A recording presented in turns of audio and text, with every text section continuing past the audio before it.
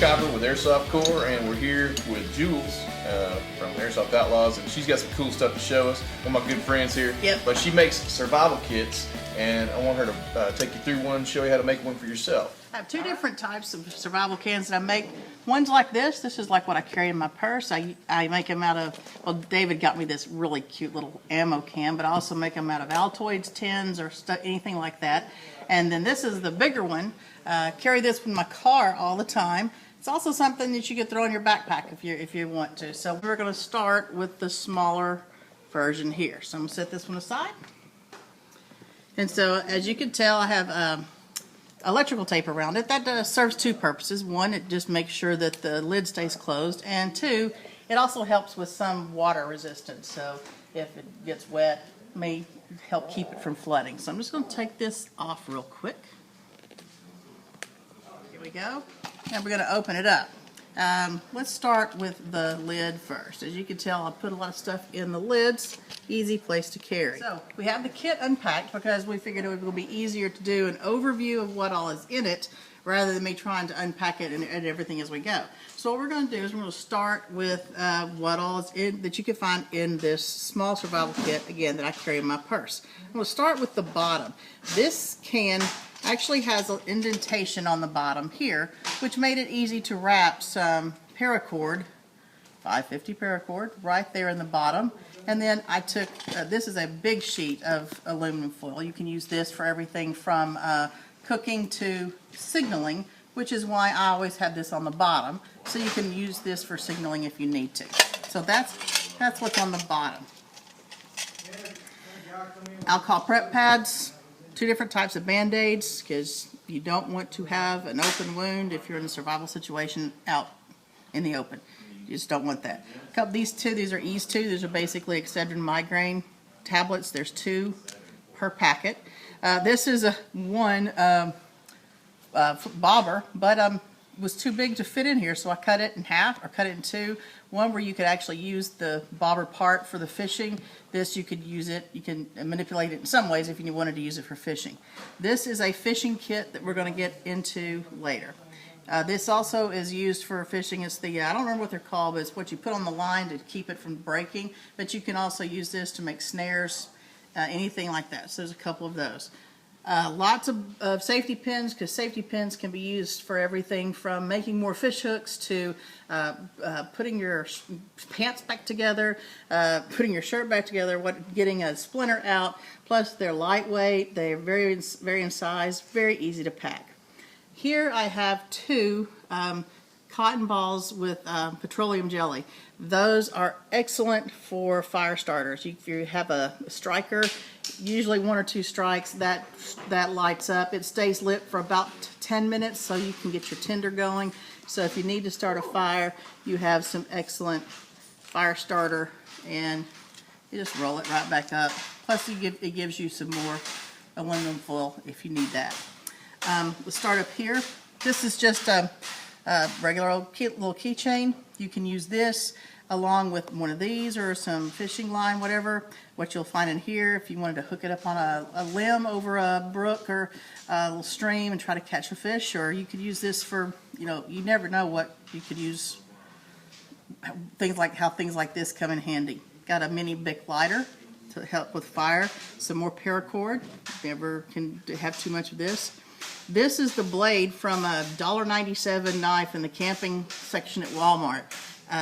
It has a cheap plastic kind of sheath on it. David takes the sheath apart, and you have actually the blade by itself is a lot more useful than with the sheath on it, because you see it has these 2 holes here. You could lash it with some of your paracord, lash it to a stick if you need to make like a spear or something like that, or a saw.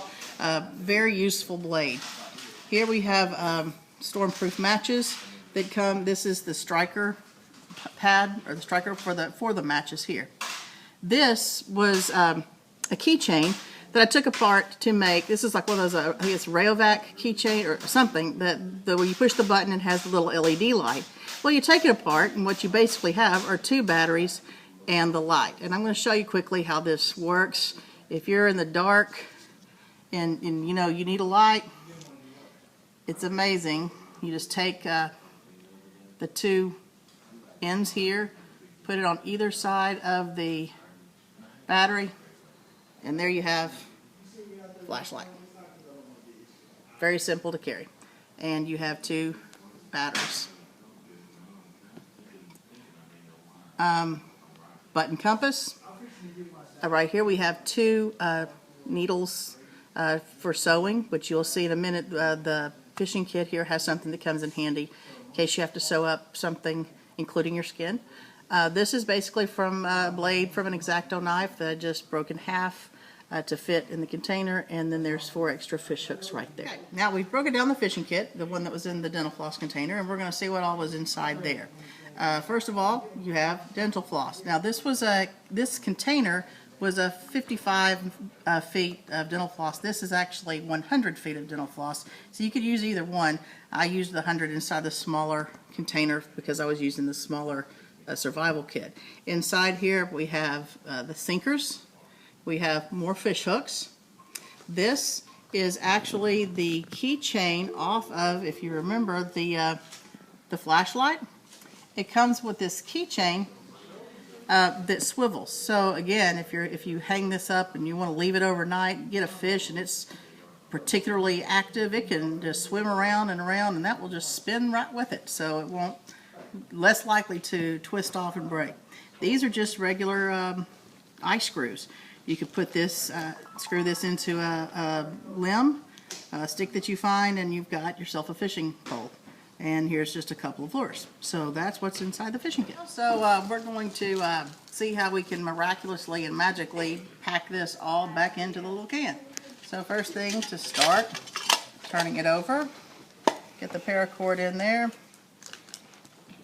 And as you can see, the way I'm putting the tape around here, it's to keep the aluminum foil exposed in case you ever needed it to signal. So have that. So we open it back up, and I'll put those little paper clips in there.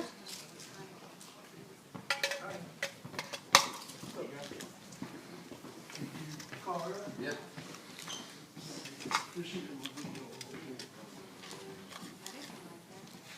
Band-aids next. And put fishing there. I'll go ahead and put the, I'm going to put the paracord in next. And I never can remember how I took everything out, so it's always an adventure trying to get everything back in. That's one of the benefits of being older, is everyday things are an adventure because you don't remember. Fold that up, just slide that on the side. Get the button compass in there. There we have that. And now we just fold this up. So this protects the flashlight, the battery, keeps it all together, also protects the light there. So you can put that in here. This is the Vaseline, because they're cotton balls of Vaseline, you can kind of cram those in any way you can. So that's in the main body. And then it's always good to use your lid. So we'll tape the X-Acto knife blades there, and then we'll put these needles there. We have these extra fish hooks. Put those there. And now you will see the other advantage of the closed up. Take the electrical tape. As I said, it just helps hold the lid on so you don't spill everything out of your whatever you're keeping it in, backpack, whatever. Tape it, and there's your survival kit. Alright, thanks a lot for tuning in for that video. Tune into the next one where we're going to go through this larger survival kit, which is what I keep in my car, throw in a backpack, that sort of stuff. Thanks a lot.